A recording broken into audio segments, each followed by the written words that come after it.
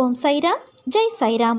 என் அன்பின் பிரியமே, மிளகு தொட்ட உனக்கு இனி உன் வாழ்வில் நல்லதே நடக்கப் போகிறது. நிலையற்ற ஒரு வருமானத்தில் நடத்தக்கூடிய வாழ்க்கையில் உனக்கு இருக்கும் மச்சத்தால் ஒரு நிலையான வருமானமோ அல்லது கூடுதலான வருமானமோ கிடைத்தால் உனக்கு உதவியாக இருக்கும் என்று நினைத்து நீ சில முயற்சிகளை எடுக்கிறாய். அது நிச்சயம் வெற்றியை தரும். நீ கேட்ட பணம் உன் கைகளில் வந்து சேரும். உன்னுடைய நேர்மறையான முயற்சிகள் நிச்சயம் வெற்றி தரும். நிறை செல்வம் பெற்று நீ வாழ நான் உன்னை ஆசிர்வதிக்கிறேன் குழந்தையே. மனம் தூய்மையாக இருந்தால் எதை கண்டும் பயப்பட தேவையிருக்காது. கவலைப்படுவதால் மனதின் ஆற்றலும் உயிரின் சக்தியும் வீணாகிறது. எதிலும் அளவறிந்து வாழ பழகினால் சிக்கலுக்கு இடம் இருக்காதுதானே. எதுவும் நிலையில்லாத இந்த பிரபஞ்சத்தில் உன் கவலைகளும் கூட நிரந்தரம் கிடையாது. காலத்தோடு கரைந்து போகும் கவலைகளை நினைத்து விலைமதிப்பற்ற நேரத்தை வீணாக்காதே. கோடிகள் கொட்டி கொடுத்தாலும் ஓடும் காலத்தை நிறுத்த முடியாது. காலம் யாருக்காகவும் காத்திருப்பது இல்லை. எவ்வளவு கவலைப்பட்டாலும் கடந்த காலத்தை மாற்ற முடியாது. நடந்து முடிந்ததை நினைக்காமல் நடக்கப் போவதை பார். ஓடிக்கொண்டு இருக்கும் உன் வாழ்வின் இன்று என்ற பொக்கிஷம் இப்போது உன் கைகளில் உள்ளது. அதை வாழ்ந்து தீர்த்துவிடு. உண்மையை பேசு. பிறருக்கு தீமை செய்யும் உண்மையை பேசாதே. பிறருக்கு எது நன்மையோ அதையே பேசு. பிறரை இனிமைப்படுத்த பொய் பேசாதே. இதுதான் தர்மம். நிச்சயமற்ற தன்மை ஒரு மிகப்பெரிய பரிசாக இருக்கலாம். அது நம்மை பிரம்மாண்டமான நம் குணத்தை செம்மைப்படுத்துகிறது. நம் நம்பிக்கையை பலப்படுத்துகிறது. அதை தழுவிக்கொள். நம்மையோ அல்லது நமது திறமைகளையோ குறைத்து மதிப்பிடாதே. பிழைகள் நாம் இருக்கும் இடத்திலிருந்து நாம் இருக்க விரும்பும் இடத்திற்கு அழைத்துச் செல்லும் படிக்கற்கள். வேதனையையும் துன்பத்தையும் வெல்லும் ஆற்றல் நம்மிடம் உள்ளது. உயிரோடு இருப்பதன் அர்த்தம் அதுதான். நம் வாழ்க்கையில் விஷயங்கள் சேராத போது கழிக்கத் தொடங்கு. உன் தற்போதைய வாழ்க்கையிலும் அதற்கு அப்பாலும் தெய்வீக பிரசன்னத்தால் ஆசிர்வதிக்கப்படு. நான் உன்னோடு இருக்கும் ஒவ்வொரு நொடியும் நீ நிம்மதியோடும் சந்தோஷத்தோடும் வாழ்வாய். அதற்கு நான் பொறுப்பு. உனக்கு எல்லா சூழ்நிலைகளிலும் நான் துணை நிற்பேன் குழந்தையே. இனி நடப்பதெல்லாம் நல்லதாகவே நடக்கும். யார் எதை வேண்டுமானாலும் பேசட்டும். உன் பாதையில் நீ உறுதியாக போ. உன் மீது நம்பிக்கை வை. உன் மீது வைக்கின்ற அசைக்க முடியாத நம்பிக்கையே நீ என் மீது வைக்கின்ற நம்பிக்கையாகும். என்னால் எதுவும் முடியும் என்று சொல். நிச்சயம் அது முடியும். காரணம் உன்னில் இருப்பது நீ அல்ல, நான். வாழ்க்கையை வெறுக்க உனக்கு 1000 காரணங்கள் இருந்தாலும் வாழ்வதற்கு ஒரே ஒரு காரணம் உன்னிடம் இருக்க வேண்டும். அது என்ன தெரியுமா? நாளை எல்லாம் சரியாகிவிடும் என்ற இறைவனிடம் உள்ள நம்பிக்கை மட்டும்தான். என் தங்கமே, வாழ்க்கையை ஒவ்வொரு நாளும் வெற்றி தோல்வியாக ஒப்பிட்டு பார்க்காதே. வாழ்க்கையை ஒவ்வொரு நாளும் முழுதாக வாழ பழகு. வெற்றி என்பது தானாக வந்து சேர்ந்து கொள்ளும். வாழ்வதற்காக பிறவி எடுத்து வந்துள்ளாய். முழு மனதோடு நாட்களை வாழ்ந்து கடமைகளை செய்து கொண்டு வா.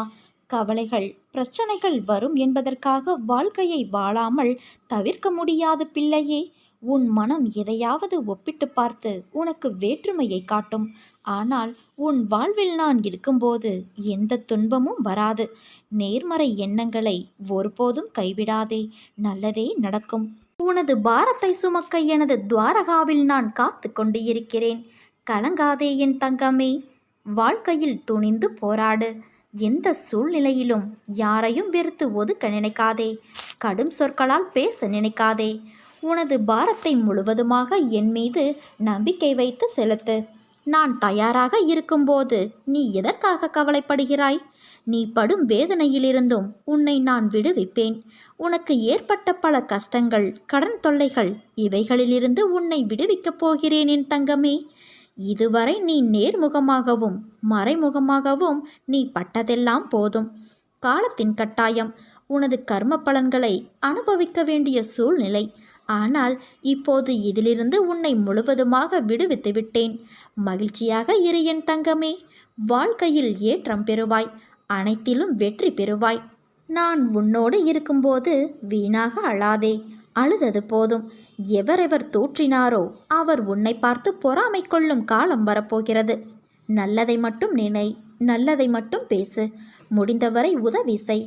உன்னை உன் சாய் தேவா நான் கைவிட மாட்டேன். உன்னை தாக்க யார் நினைத்தாலும் அவை அனைத்தும் என்னை வந்து சேரும்.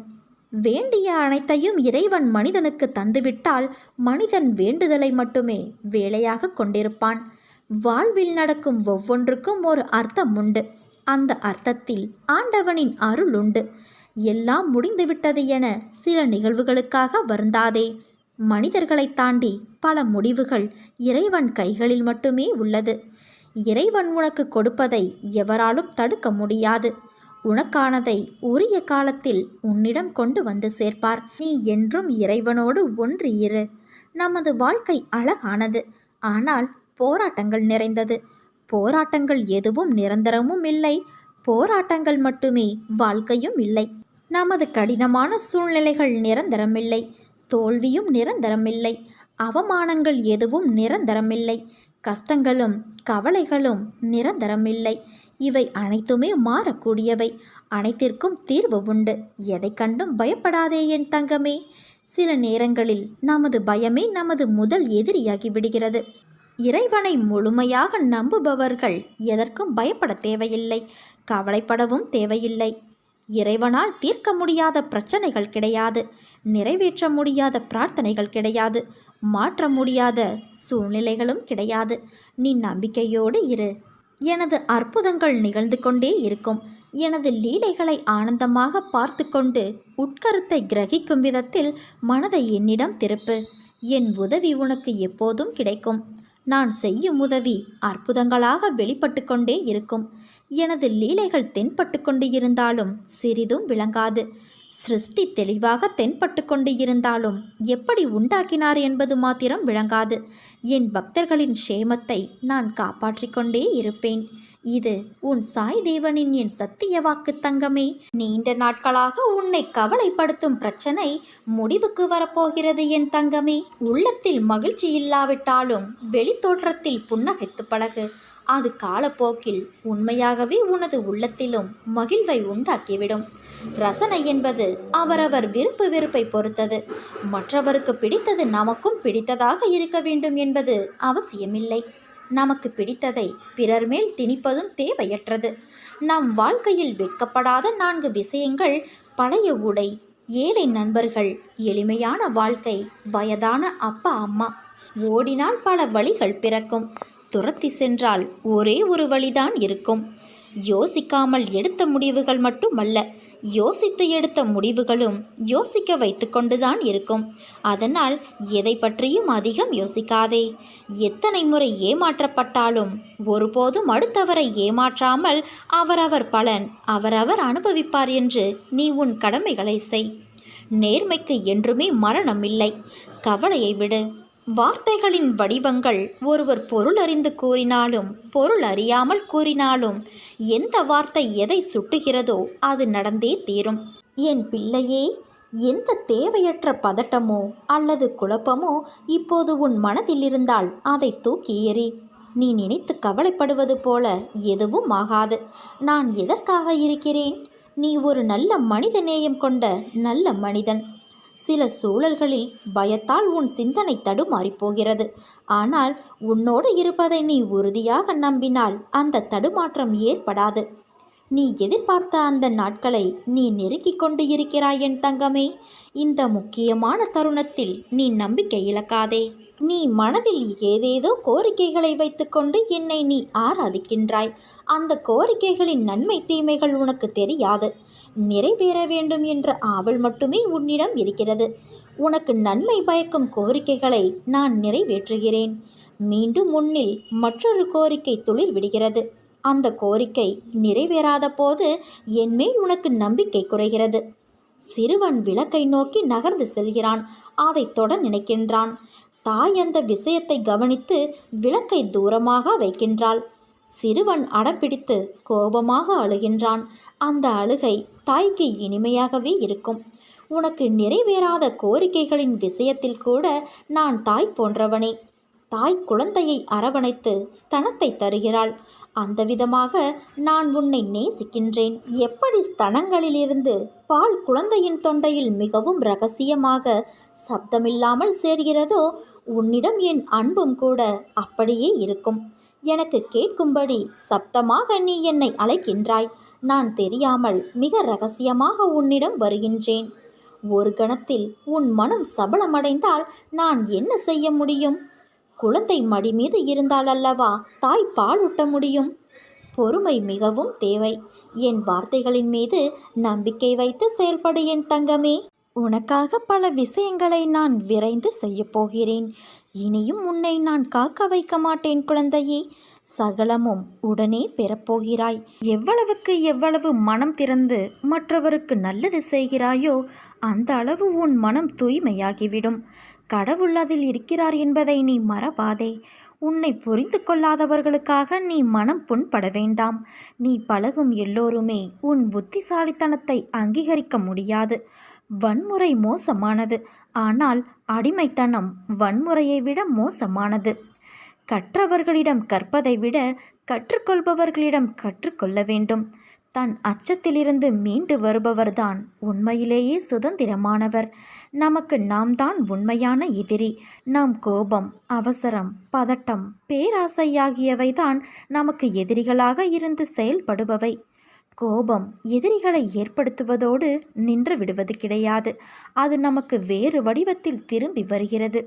பதற்றம் ஏன் ஏற்படுகிறது என்று ஆராய்ந்தால் அதற்கு முக்கிய காரணம் திட்டமிடாமைதான்.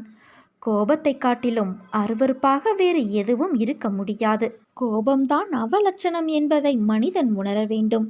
யார் தங்களின் கீழ் பணிபுரிபவர்களிடம் அதிக கோபத்தை காட்டுகிறார்களோ அவர்கள் தனக்கு மேலே உள்ளவர்களிடம் அதிகமாக குலைபவர்களாக இருப்பார்கள்.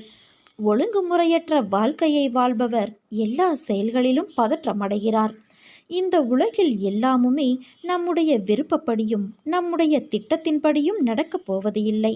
இதை தெரிந்தும் ஏன் கோபப்பட்டு நோயாளியாகிறோம்? கோபத்தை கட்டுப்படுத்தி மகிழ்ச்சியான வாழ்வை நாம் பெறுவோம். நம் வாழ்க்கையில் அனைவருக்கும் துன்பங்கள் வரும். துன்பங்களும் கவலைகளும் இல்லாத மனிதர்களே கிடையாது. துன்பங்கள் வரும்போது துவண்டு விடக்கூடாது. அதை தைரியமாகவும் சாதுரியமாகவும் எதிர்கொண்டால் நிச்சயம் வெற்றி கிடைக்கும்.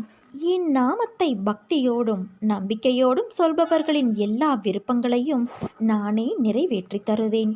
நிரந்தரமாக செய்யப்படும் என் நாம ஜெபம் உன்னை என்னிடம் சேர்க்கிறது. பொறுமையோடும் கவனத்தோடும் வார்த்தைகளை மற்றவர்களிடம் பேசும்போது பிரயோகப்படுத்து. அவசரப்பட்டு வார்த்தைகளை கொட்டிவிடாதே. வாழ்க்கையில் நீ சந்திக்கும் தோல்விகளால் மனம் சோர்வடைந்து இதற்கு மேல் என்னால் போராட முடியாது என்று நினைக்காதே. வெற்றி தோல்விகளை குறித்து கவலைப்படாமல் உன் லட்சியத்தை நோக்கி முன்னேறி செல். உன் கடமைகளை தவறாமல் செய். அந்த நம்பிக்கை உன்னை வெற்றி பெற செய்யும்.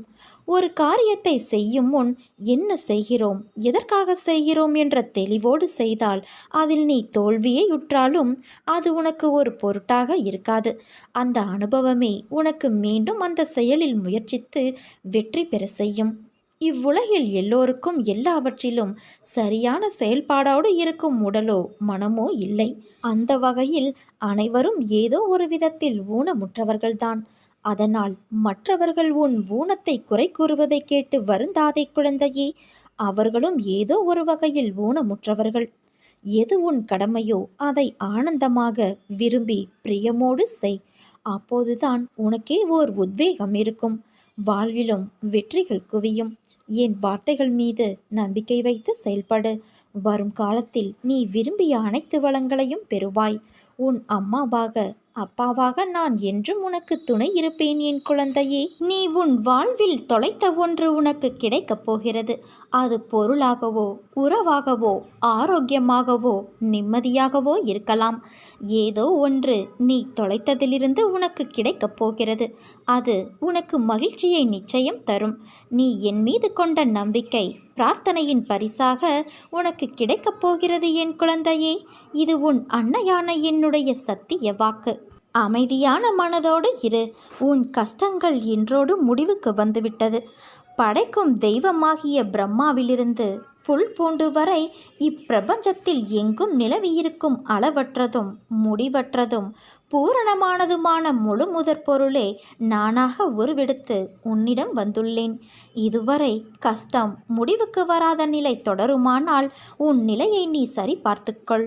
அதாவது நீ இதுவரை பூரணப்படவில்லை என்பது பொருள். பூரணமாக என்ன செய்ய வேண்டும்? உன்னிடம் என்னவெல்லாம் தேவையில்லாமல் இருக்கிறதோ அதையெல்லாம் வெட்ட வேண்டும். பணப்பெருமை, குலப்பெருமை, ஜாதி பெருமை, கல்வி செருக்கு, பக்தி செருக்கு என எதுவாக இருந்தாலும் அவற்றை உடனடியாக விட்டு விட வேண்டும். இவை உனக்கு நன்மை தருவது போல தெரியலாம், ஆனால் பிறருக்கு நன்மை தராது. அதனால் உன் நலனுக்கு தீங்காகவே இருக்கும். அதே போல வறுமை, ஏழ்மை, தாழ்வு மனப்பான்மை, குலத்தாழ்ச்சியாக நினைத்தல், பிறரை விட வசதி குறைவு என எண்ணுதல் போன்றவையும் பாவங்களாகும்.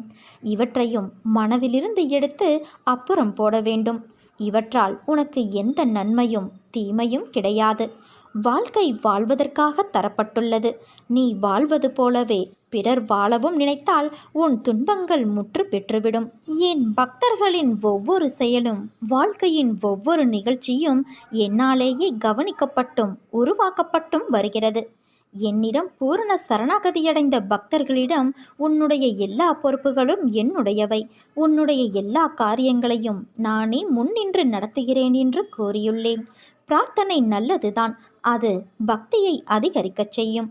ஆனால் நடந்த சம்பவங்களை எடுத்துக்கொண்டால் தன் பக்தனுக்கு எது நன்மையோ அதை மட்டுமே நான் அளித்துள்ளேன்.